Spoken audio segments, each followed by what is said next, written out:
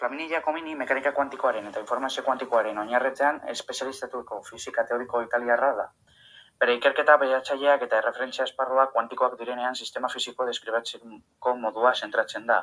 Eta horrek neurketa, probabilitatea eta objetibotasuna bezalako oinarrizko kontzeptuak birplanteatzeara behartzen du.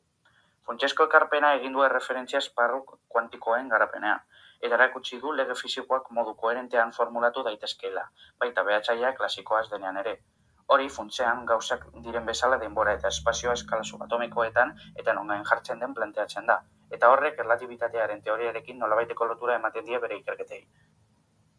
Ibilbideari dagokionez, Egunek ikatzaileak gisa lan egin du lehen mailako nazioarteko erakundeetan, fisikaren eta informazio kuantikoaren oinarrietara bideratutako zentroak barne, eta Europako puntako taldeekin kolaboratu du.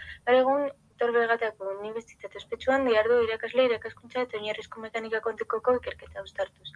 Haren lanaren inpaktua kontzeptuala zein aplikatua da, konputazioa eta informazio kuantikoa bezalako arloetarako oinarri teoriko sendoak emanez eta errealitatea fisika